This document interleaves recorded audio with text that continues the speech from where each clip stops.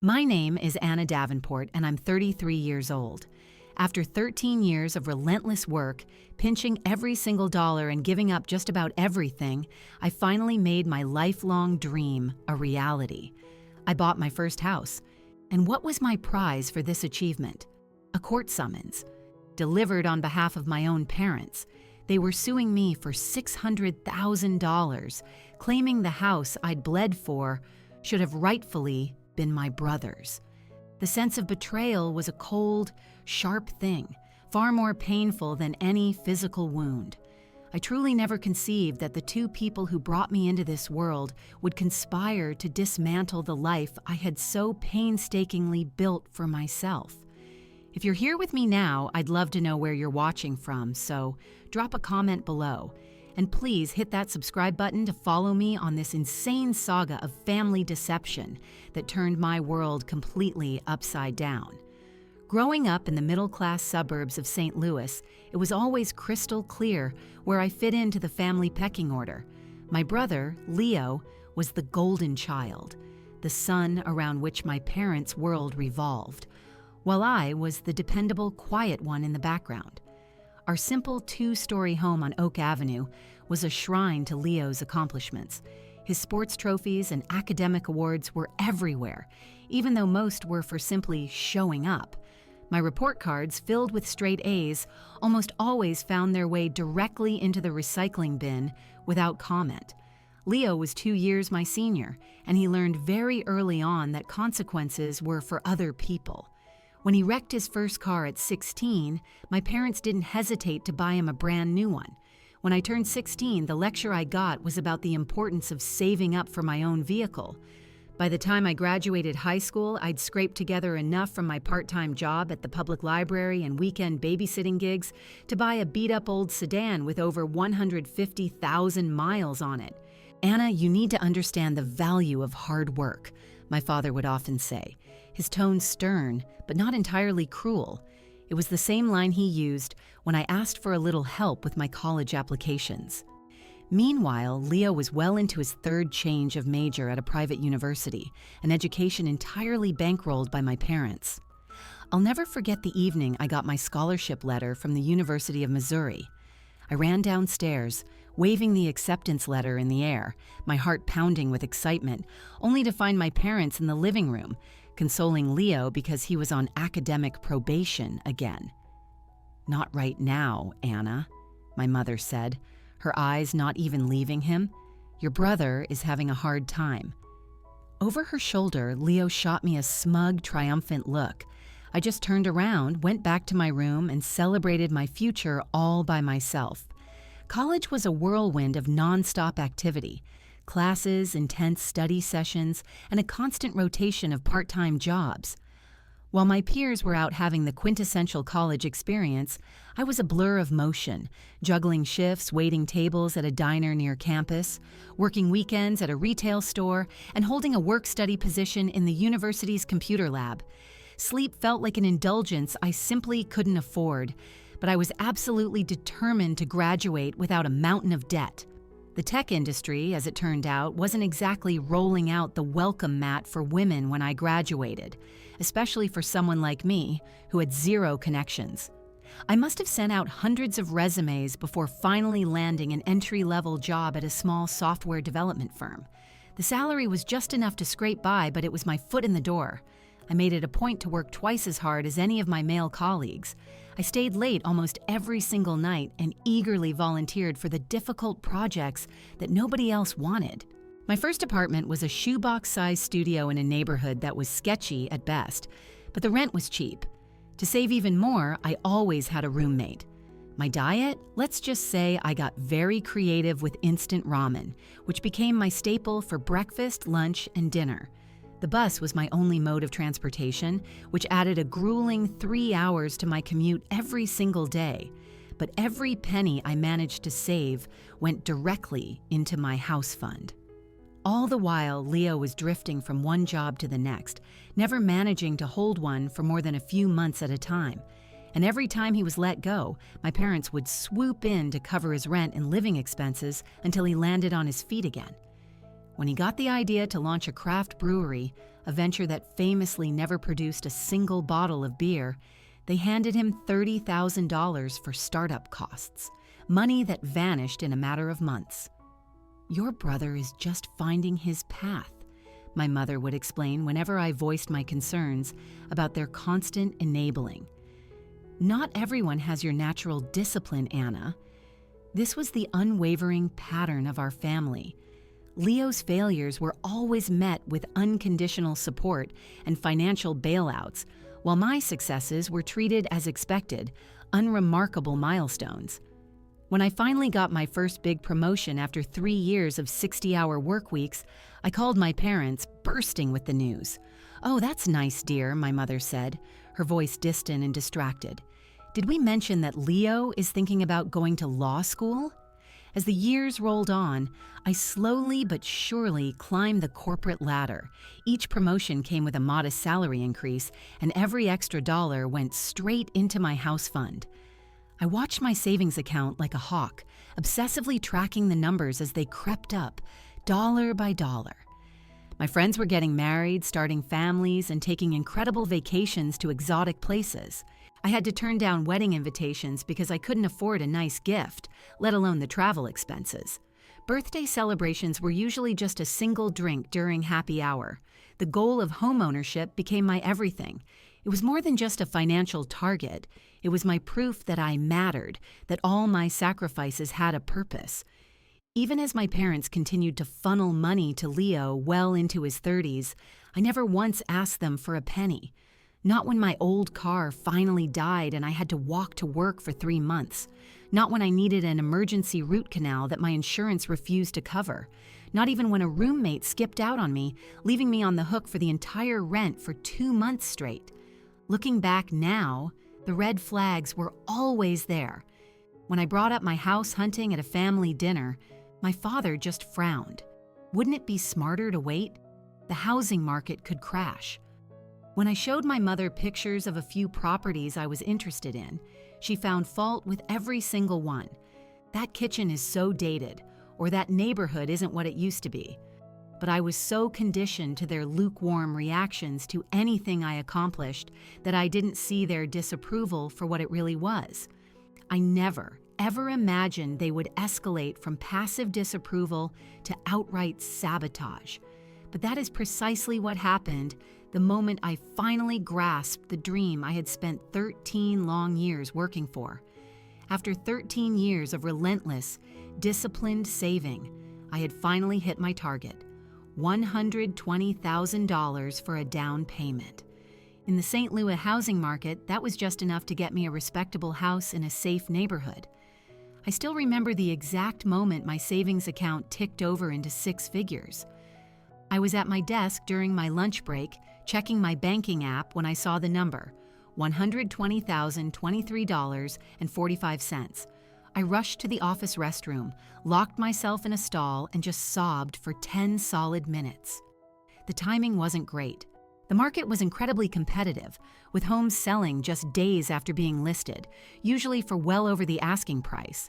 I spent all my weekends driving from one open house to another, feeling the sting of disappointment as house after house was snatched up before I could even make a move. Bidding wars pushed prices far beyond what I could afford. Even houses with major structural problems were being sold at a premium. "You need to be realistic about what your budget can get you," my real estate agent, Chloe, advised gently after my 5th offer was rejected. Maybe we should consider looking in some different neighborhoods, or maybe look at townhouses instead of single-family homes. So I broadened my search and recalibrated my expectations. The 3-bedroom house with a big backyard I had dreamed of for so long was replaced with searches for 2-bedroom houses and even condos. I recalculated my budget over and over, trying to find a way to squeeze out a few extra $1,000 for my offers. Then, one rainy Sunday afternoon in April, Chloe called. "There's a property that just hit the market," she said, her voice buzzing with excitement. "The owners are relocating for a job and they need to sell fast. It's in your price range, but we have to move on it immediately." The house wasn't perfect. It was built in the 1960s and definitely needed some updating, and the yard was smaller than I had hoped for. But it was located in a safe neighborhood with good schools. It had 2 bedrooms and 1.5 bathrooms, and most importantly, it was a price I could actually afford. We put in an offer that same evening, just slightly below the asking price, but with very few contingencies. I barely slept a wink that night, my eyes glued to my phone, waiting for any news. The call came at 6:30 the next morning. They accepted. Chloe practically screamed into the phone, "The house is yours." The next several weeks were a blur of paperwork, inspections, and nail-biting anxiety. Every time my phone rang, I braced myself for bad news, that my financing had fallen through, that the inspection had uncovered some catastrophic issue, or that the sellers had simply changed their minds. But somehow, miraculously, everything went off without a hitch. On May 15th, I sat at the closing table, my hand shaking as the closing agent said, "Congratulations, Miss Davenport," and handed me the keys. I gripped them so hard they left deep imprints in my palm. I drove straight to my new house. My house. I sat down on the floor in the empty living room, keys still clutched in my hand, just trying to absorb the reality of it all. The afternoon sun was streaming through the windows, lighting up the scuffed hardwood floors and the slightly faded paint on the walls. To me, it was paradise. That evening, I called my parents to share my incredible news. Guess what? I closed on the house today. I'm officially a homeowner. There was a long pause on the other end before my mother finally responded. "Oh, we thought you were still just looking. You never told us you made an offer. I told you about it 2 weeks ago, Mom. Remember? I sent you the pictures. Well, I just hope you had the inspector check the foundation very carefully. Those older houses can have all sorts of hidden problems," she said, completely ignoring my correction. Then my father got on the line. "Did you lock in a good interest rate? The market's pretty volatile right now. Not a single word of congratulations. Not 1 ounce of pride or excitement for me." I ended the call feeling completely deflated. But I refused to let them ruin my moment. This was my accomplishment. The culmination of 13 years of sacrifice and unwavering determination. The following weeks were a flurry of moving and setting up my new home. I couldn't afford any new furniture, so I became an expert at scouring thrift stores and online marketplaces for secondhand bargains. I painted every room myself, learning how from YouTube tutorials. Every single evening after work and all of my weekends were dedicated to making improvements, installing new ceiling fans, refinishing the kitchen cabinets, laying new tile in the bathroom. A month after I moved in, I invited my family over for dinner. I spent the entire day cleaning and cooking, wanting everything to be absolutely perfect. They showed up an hour late with Leo trailing behind my parents, looking utterly bored. "It's smaller than it looked in the pictures," was my mother's first comment as she stepped into the living room. "This neighborhood has really changed since we were house hunting back in the day," my father added. "Used to be much more exclusive. Leo just wandered through the house, opening closets and cabinets without even asking." "Plumbing looks old," he commented after flushing the toilet for no reason. "That's probably going to give you trouble." Throughout the entire dinner, my parents grilled me with questions about my mortgage terms, property taxes, and insurance costs, as if they were auditors searching for proof that I'd made a terrible financial mistake. Leo barely said a word, just scrolled through his phone between bites. As they were about to leave, my mother paused at the door. "It's a nice little starter home, I suppose. Of course, you'll want something bigger eventually, when you have a family." The fact that I was 33 and single, largely because I had been too laser-focused on my career and saving for this very house to even think about dating seriously, went completely unsaid. "Thanks for coming," I said through gritted teeth, holding back tears until I saw their car pull away from the curb. Despite their reaction, I was still proud of myself. Every morning, I woke up in my own home, in a bedroom I had painted myself, under a ceiling fan I had installed with my own 2 hands. No landlord could ever raise my rent or decide not to renew my lease. This place was mine. Earned through years of sacrifice and sheer hard work, I had absolutely no idea that my parents were already scheming to take it all away from me. It was a completely ordinary Tuesday, about 8 weeks after I'd moved into my new house. I was working from home that day, sitting at my kitchen table responding to emails and sipping coffee from my favorite mug. The doorbell rang just after 10 in the morning. I figured it was just a package delivery, so I was surprised to see a man in a suit standing on my porch. "Anna Davenport?" he asked formally. "Yes, that's me. This is for you." He handed me a thick manila envelope and turned and walked away without saying another word. Confused, I tore it open as I walked back into the kitchen. The dense legal jargon was bewildering at first, but certain words and phrases leaped off the page at me. Complaint, summons, court date, and then, most shockingly, the names of the plaintiffs, Robert and Carol Davenport, my parents. My coffee mug slipped from my grasp, shattering on the tile floor as I sank into a chair, desperately trying to make sense of the document I was holding. According to the lawsuit, my parents were claiming that I owed them $600,000, more than double what I had actually paid for my house. Their claim was bizarre and convoluted. They alleged that family money, which had supposedly been intended for Leo, had somehow been misappropriated by me to purchase my house.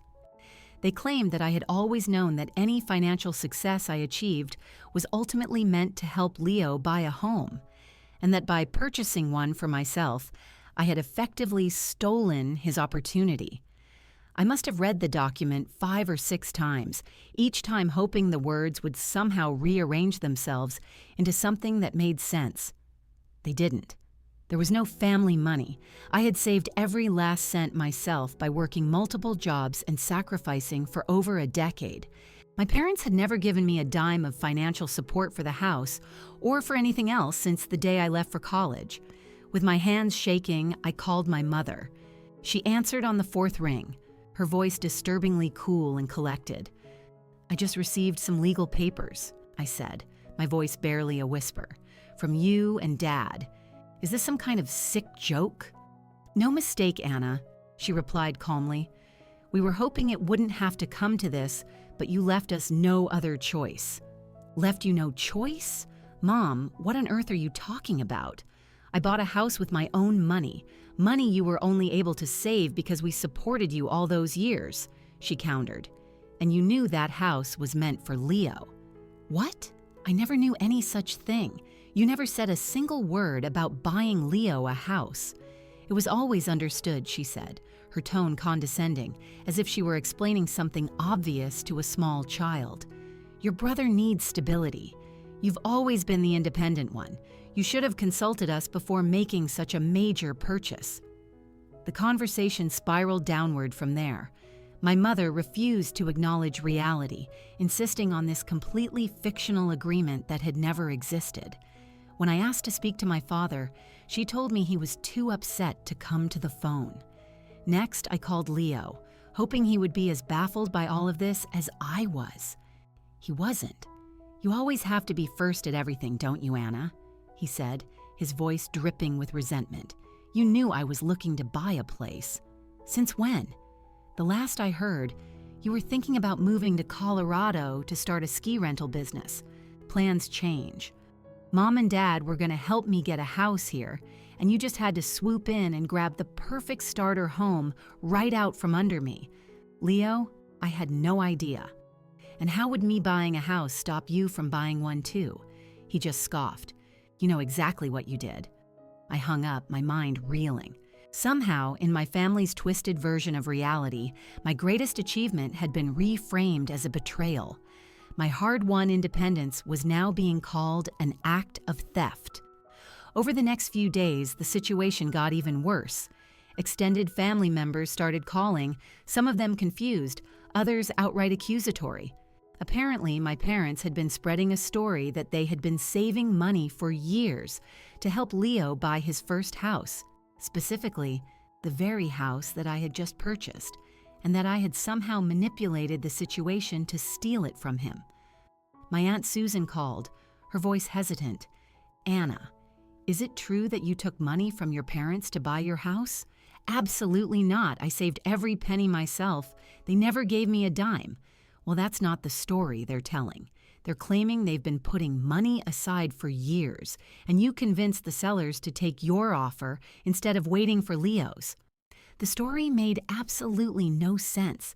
How could my parents have been saving for a specific house that had only been on the market for 2 months? How could Leo have been planning to buy it when he'd been talking about moving to Colorado just last Christmas? None of it added up. And yet my relatives seemed more willing to believe this elaborate fiction than the simple truth that I had worked hard and accomplished something on my own. As the court date got closer, I started receiving increasingly hostile messages from family members and even some old family friends. My mother's bridge club partners sent me disapproving emails. My father's bowling buddies were quoted in the family gossip mill about what a disappointment I was. Leo posted vague but pointed rants on social media about family betrayal and stolen opportunities. I felt utterly and completely alone. The house that had once represented such an incredible achievement now felt tainted, like a battleground instead of a sanctuary. I found myself checking and rechecking the locks at night, half expecting my family to just show up and demand to be let in. I stopped answering my phone unless I recognized the number. I had to take time off work because I couldn't focus, spending my days just sitting in a state of stunned disbelief, trying to wrap my head around how my own parents could do this to me. The lawsuit itself was baseless. I knew that on an intellectual level. They had no legal claim to my house or to any money from me. But the emotional damage was devastating.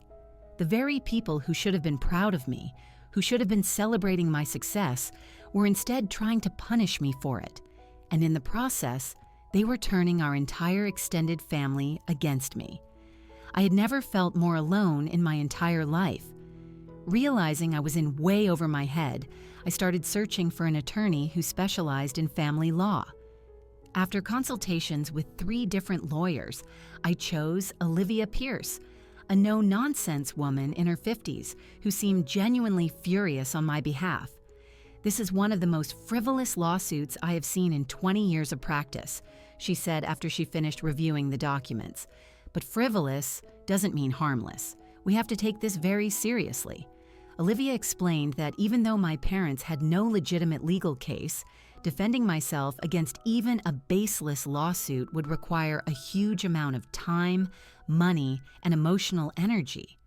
"They're banking on you caving under the pressure," she explained. "They want you to settle, maybe sign over the house or take out a loan to pay them, just to make this all go away." Her retainer fee was $7,500, money I simply didn't have after emptying my savings for the down payment and moving expenses. I had to make a withdrawal from my 401k, incurring significant penalties and taxes. But I had no other choice. This was now about protecting everything I had ever worked for. As news of the lawsuit spread through my extended family, the messages became more and more hostile. My cousin Megan, who was once my childhood best friend, sent me a text. "How could you do this to Uncle Robert and Aunt Carol after everything they've done for you?" My Uncle David left me a voicemail. "Your parents are devastated, Anna. They were counting on that money for their retirement. You need to make this right." It seemed my parents were telling different versions of their story to different people. To some, they claimed the money was for Leo's house. To others, it was for their own retirement. To still others, it was some kind of investment they had made in me that I was now obligated to repay. The most shocking revelation came during the discovery phase, when Olivia requested any documentation of financial agreements between me and my parents. Their attorney produced a series of emails and text messages that had been heavily edited and taken completely out of context to make it look like I had agreed to buy the house for Leo. "They're desperate," Olivia assured me when I panicked. "This kind of evidence manipulation is going to backfire on them in court." But the real bombshell dropped during my parents' depositions. When questioned directly about this supposed agreement, my mother claimed, We had been telling everyone for years that Anna was buying a house that Leo would live in. So you were telling people that your daughter was purchasing a home for her brother? Olivia clarified. Yes, my mother replied confidently. Everyone knew that was the plan. And did Anna ever agree to this plan? She didn't have to agree explicitly. It was understood. This explains so much. My parents had apparently been spinning this narrative where I was the family success story who would use my financial stability to prop up Leo. In their version of reality, my accomplishments weren't actually my own. They were family resources to be redistributed as my parents saw fit, primarily to benefit my brother. As the court date loomed, my parents escalated their tactics. They started claiming they had paid for my college education, they hadn't, and that they had covered my rent during lean years, which never happened. The stress was unbearable. I lost over 15 pounds in a month because food had no taste. Sleep became a distant memory, with nightmares jolting me awake whenever I did manage to drift off. My performance at work suffered, putting the very job I had worked so hard to secure at risk. Our first court appearance was a preliminary hearing to see if the case even had enough merit to proceed. I sat at one table with Olivia, while my parents and their lawyer sat at another. Leo sat directly behind them, smirking every time I glanced in his direction. Judge Eleanor Vance, a stern woman in her 60s, reviewed the initial filings with a deepening frown. I'm struggling to understand the legal basis for this claim, she said to my parents' attorney. You're alleging an oral contract, but your own filings indicate there was never any explicit agreement. Your Honor, this was a family understanding, their lawyer argued. The plaintiffs provided support to the defendant with the expectation of reciprocity. What specific support are we talking about? The judge asked. What followed was a ridiculous list of normal parental duties. They had fed and clothed me as a child, bought me school supplies, taken me to doctor's appointments. They even tried to list emotional support as a financial contribution. Judge Vance looked increasingly skeptical but allowed the case to proceed to give my parents a chance to present evidence of actual financial contributions related to my home purchase. But she issued a stern warning to their attorney. I expect to see documented proof of financial transfers or explicit agreements. Family understandings are not legally binding contracts. As we left the courthouse, a local reporter approached us, asking about the case. My parents eagerly gave an interview, portraying themselves as the poor, helpless victims of their ungrateful daughter. The next day, a small article appeared in the local paper under the headline, "Family Feud Over Property Rights." They didn't use our names, but anyone who knew our family would immediately recognize the situation. The public exposure added a whole new layer of humiliation. I stopped going to the grocery store in my own neighborhood, terrified of running into someone who had read the article. I declined invitations from the few friends who hadn't already taken sides, unable to face their questions, or even worse, their pity.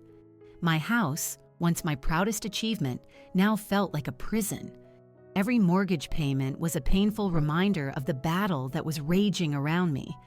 I considered just giving up, signing the house over to Leo just to make the nightmare end. But every time I had that thought, another one would follow. Why should I have to sacrifice everything I worked for just because of my family's dysfunction? I had never fought back against my parents' blatant favoritism before. I had always just accepted the unequal treatment, the lack of support, the expectation that I would succeed without any help while Leo received endless assistance. But this time, they had gone too far. This time, I was going to stand my ground. 3 months into the legal battle, I hit rock bottom. I was sitting at my desk at work, staring blankly at my computer screen, when an email notification popped up. It was from my company's HR department, requesting a meeting to discuss my recent performance issues. That was the final straw. I just put my head down on my keyboard and started sobbing uncontrollably. Anna? Anna, are you okay? A gentle hand touched my shoulder. It was Sarah Jenkins from the marketing department. We had worked on a few projects together but weren't especially close. I'm fine, I managed, hastily wiping my eyes. just allergies. Those must be some serious allergies, she said skeptically. You've been looking miserable for weeks. Do you want to talk about it? I'm a pretty good listener. Something about her genuine concern broke through the wall of isolation I had built around myself. Before I knew it, I was in an empty conference room, pouring out the entire story, from my childhood as the less favored child to the current lawsuit.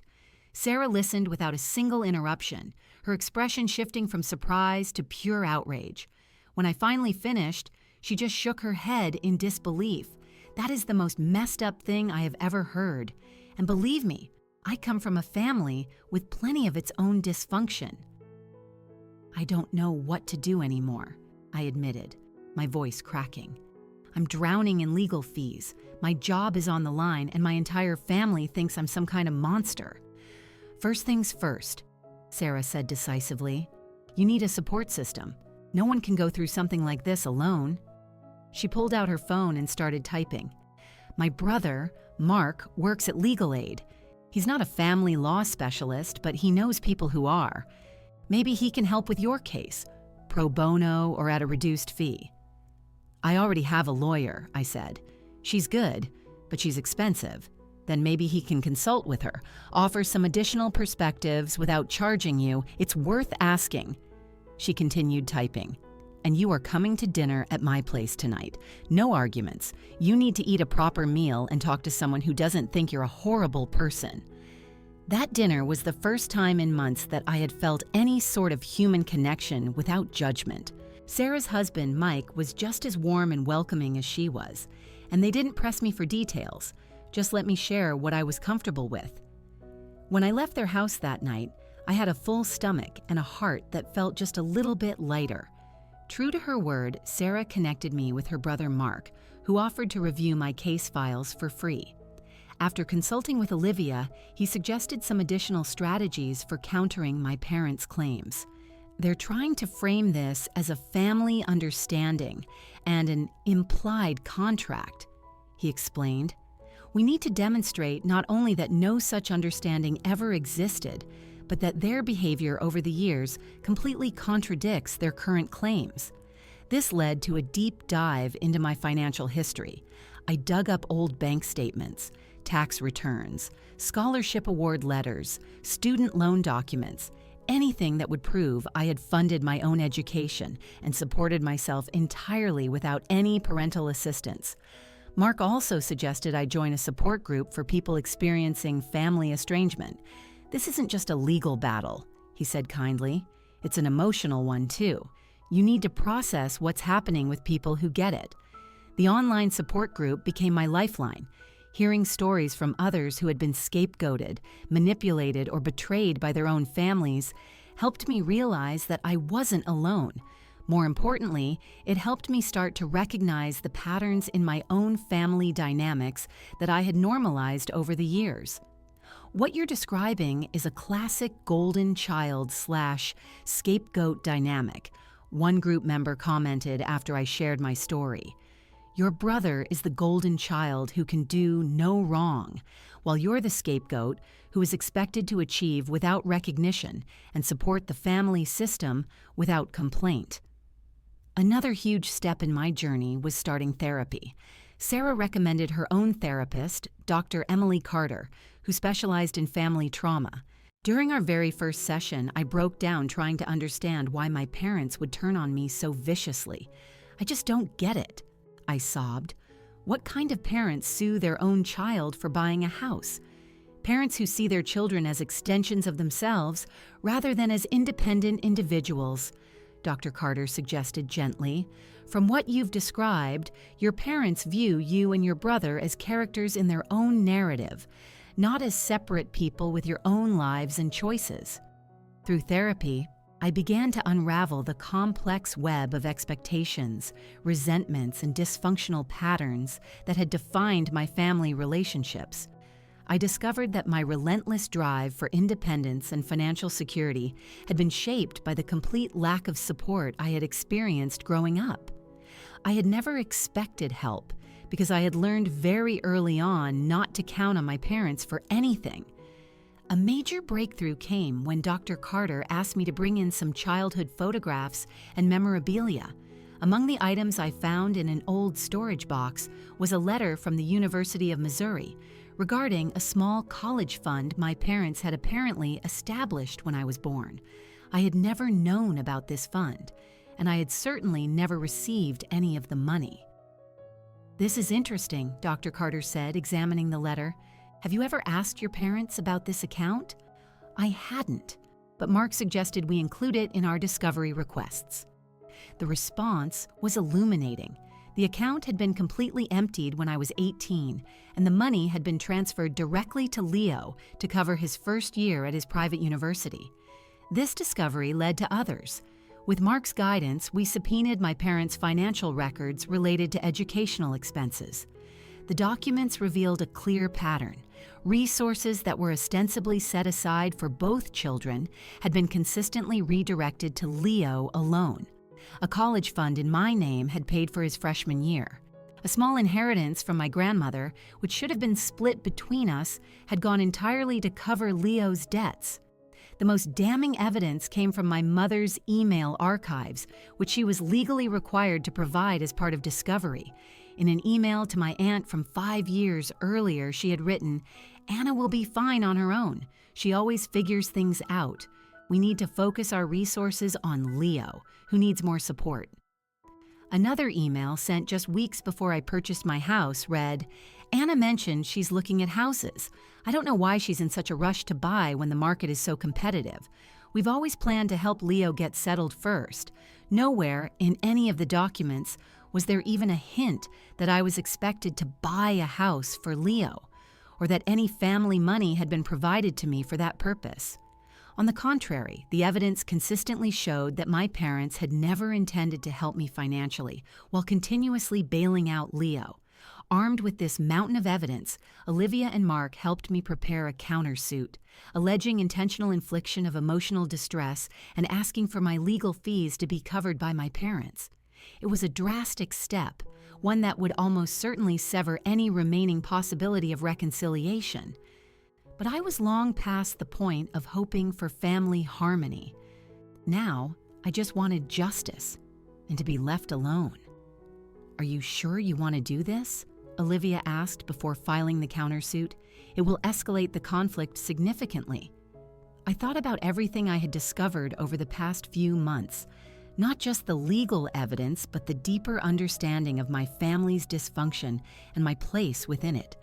I thought about all the years I had spent seeking an approval that was never going to come, no matter what I achieved. "I'm sure," I said firmly. "It's time I stood up for myself."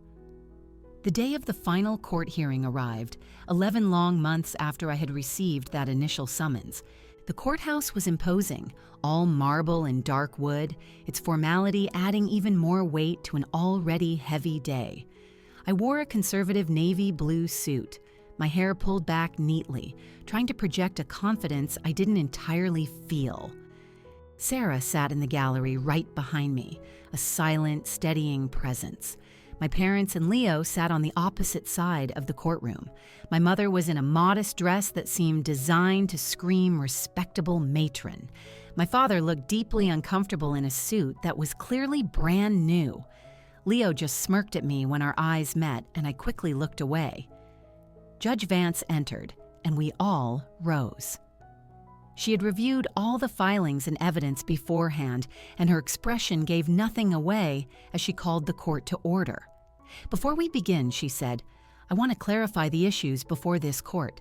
The plaintiffs, Robert and Carol Davenport, assert that their daughter, Anna Davenport, owes them $600,000 based on an alleged family understanding that she would purchase a home for her brother, Leo.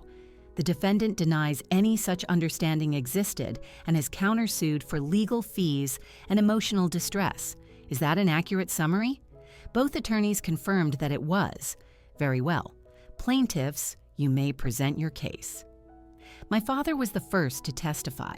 He talked about how they had always supported both their children equally, a claim that was directly contradicted by the financial records, and how there had been a clear family understanding that I would help Leo once I was established. Anna always knew Leo needed more support, he said, his voice cracking with what seemed like genuine emotion. She was the responsible one, the successful one. We counted on her to help her brother get on his feet.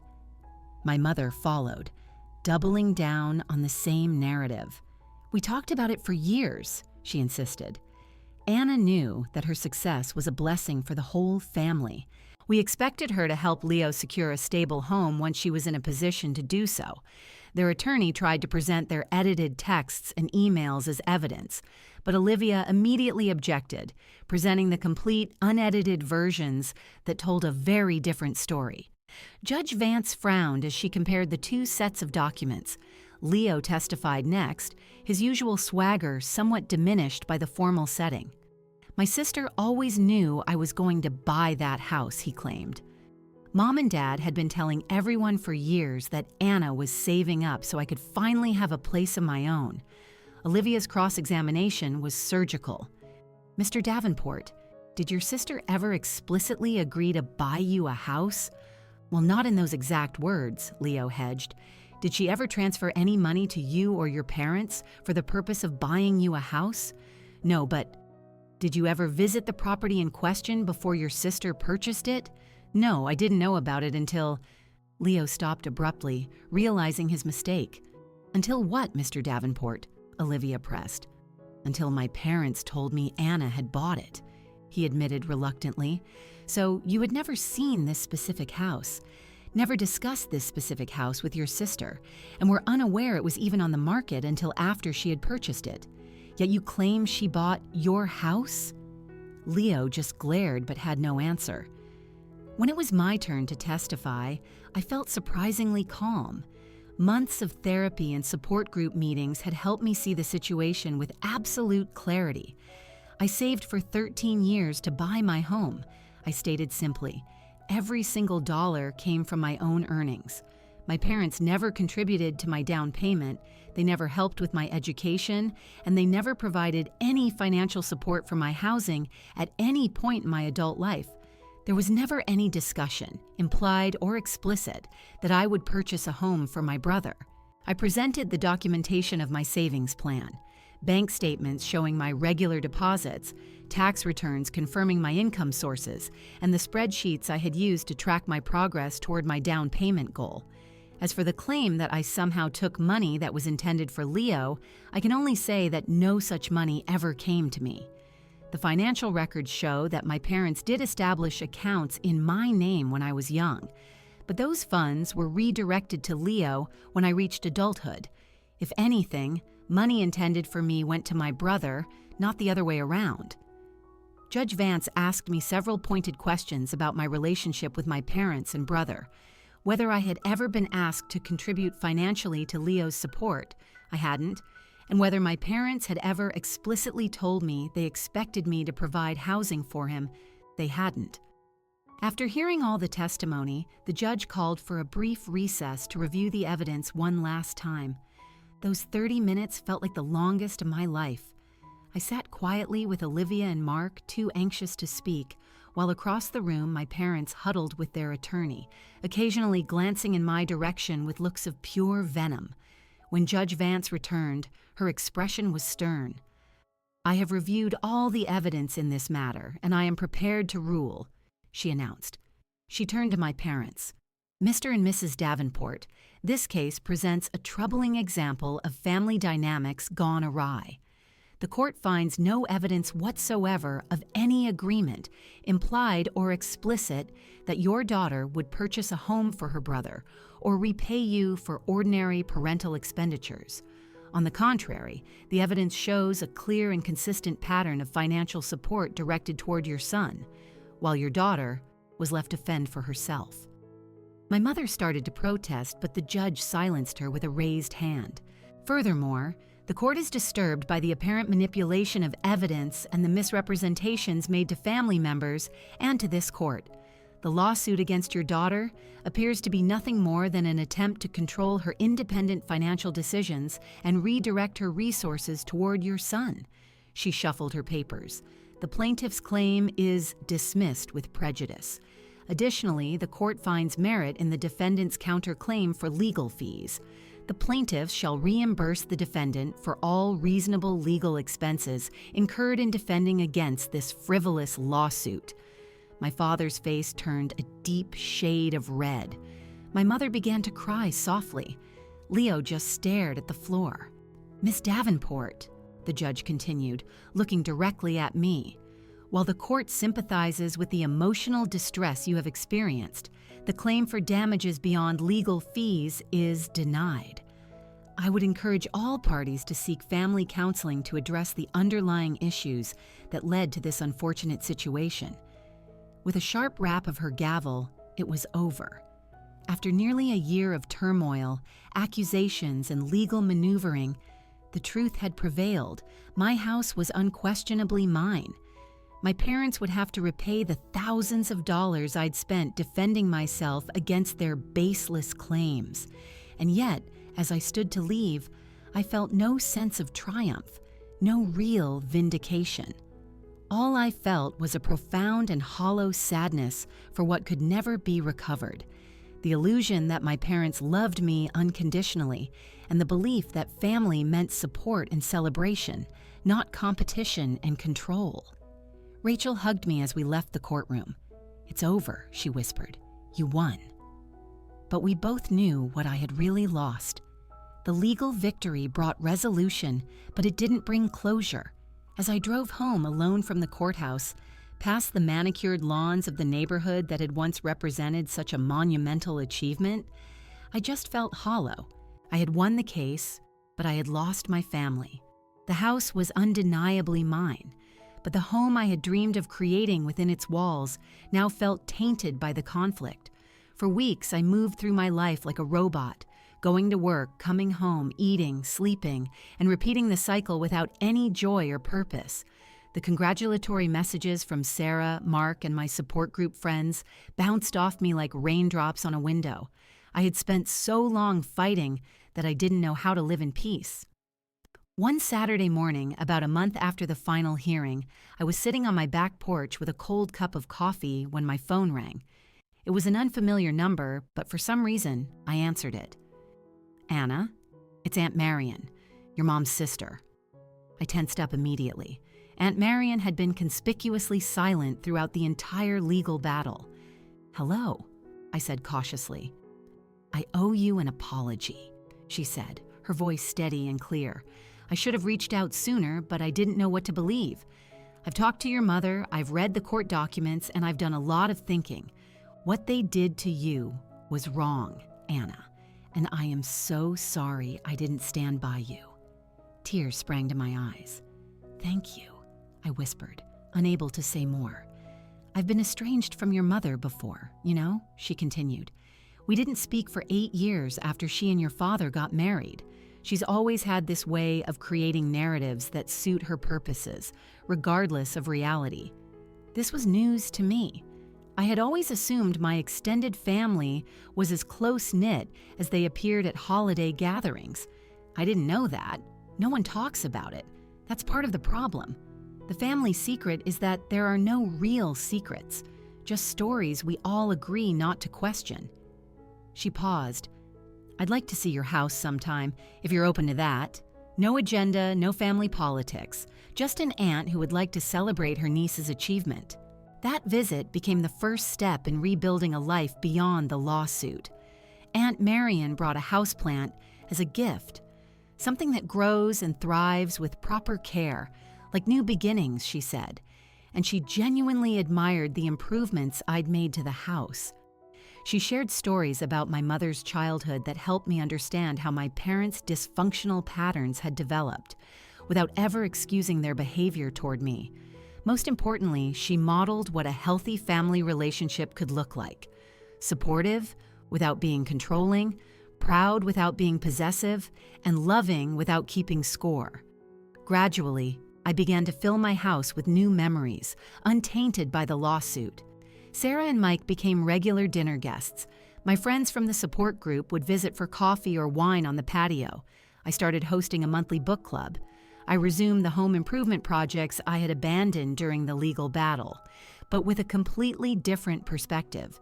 Instead of trying to prove my worth through perfect renovation projects, I embraced the imperfections. The slightly crooked tile backsplash in the kitchen became a fun conversation piece. The uneven paint line in the guest bedroom remained uncorrected, a reminder that humans create homes, not machines. With Dr. Carter's guidance, I worked through the complicated grief of family estrangement. "You're mourning not just the loss of these relationships," she explained, "but the loss of what they should have been, what you deserve them to be." As the months passed, I developed new holiday traditions to replace the family gatherings I no longer attended. Thanksgiving became friends, giving at my house, with Sarah, Mike, Mark, and others bringing dishes and laughter. Christmas morning meant volunteering at a local shelter, followed by an open house for friends who didn't have family nearby. The financial aspects gradually resolved as well. My parents paid the court-ordered legal fees, sending a check through their attorney with no note attached. I used some of that money to establish a robust emergency fund, ensuring that I would never again have to raid my retirement savings for unexpected expenses. My work life stabilized once the stress of the lawsuit diminished.